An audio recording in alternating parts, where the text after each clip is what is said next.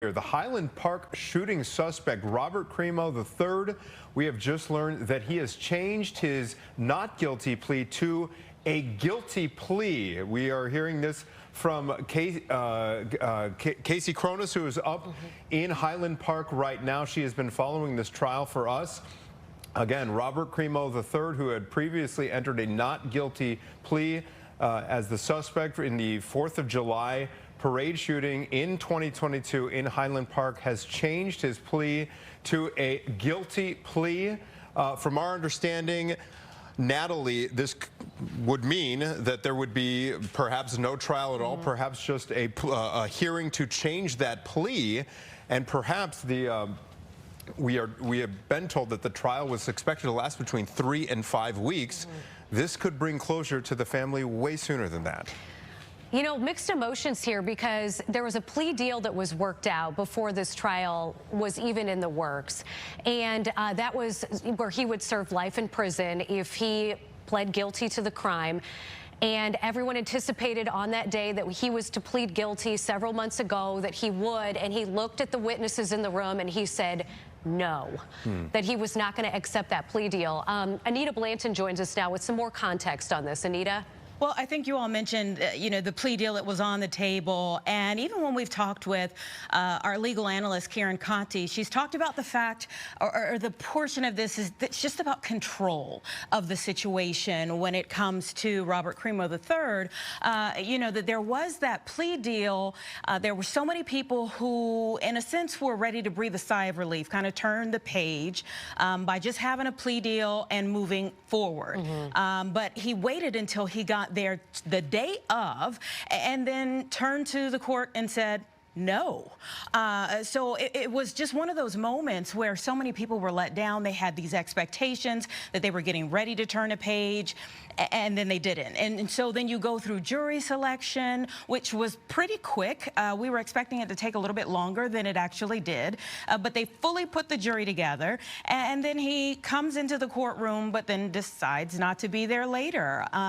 One of the analysts that we spoke to said that his father said he was bored sitting there. And I'm not quite sure exactly what you expect from a trial of this magnitude if you're the person who is sitting on that seat, who is charged with it. But definitely for people to hear that he was bored is not exactly what anyone wanted to hear.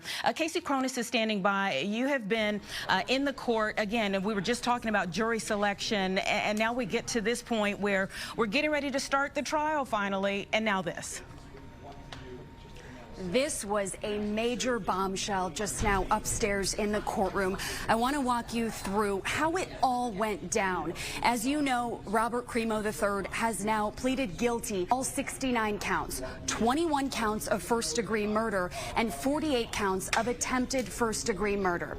Court was supposed to start at 9 this morning. It was running a few minutes late, but when the judge came in, she announced that there was an issue with a juror. So things seemingly started off normal this morning. You know, this isn't unusual that perhaps something has come up with a juror since jury selection, which took place last week, Monday, Tuesday, and Wednesday.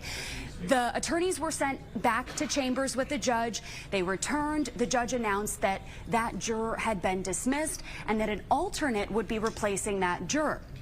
Again, seemingly things were continuing as normal until the defense announced that Robert Crimo III wanted to change his plea. Now, it was in this moment that his mother had an outburst from the row she was sitting in, right behind Crimo. She stood up. She started speaking loudly. I wouldn't say shouting, but speaking loudly about a court order.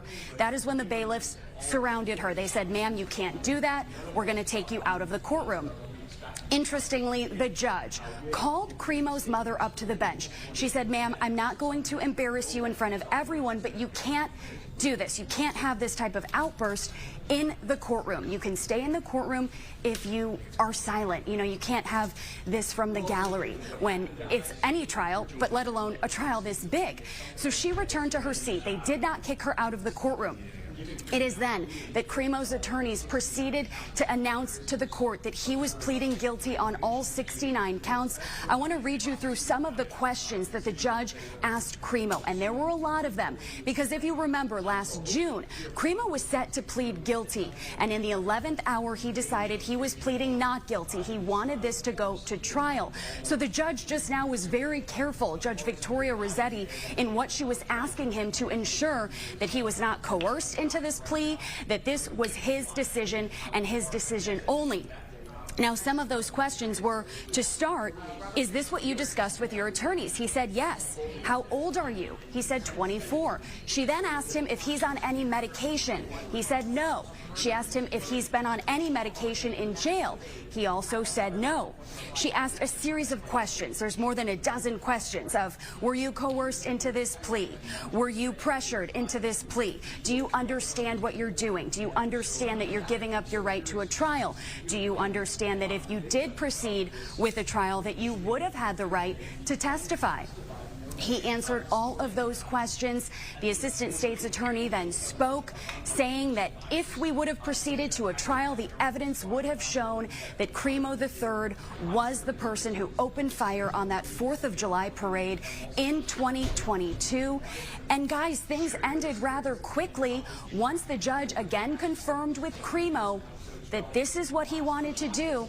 They set a sentencing date for the week of April 21st. She explained to Crimo that he would be meeting with an officer, I believe it was a probation officer, for a pre-sentencing hearing. So that'll happen at some point between now and the week of April 21st.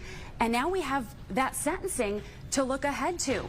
Really interesting decision here, shocking move, but also not totally unexpected given the different decisions and changing of the minds that we have seen in this case. Seems like the fact that we got to a guilty plea isn't the shocking part. It was just more so the timing of it.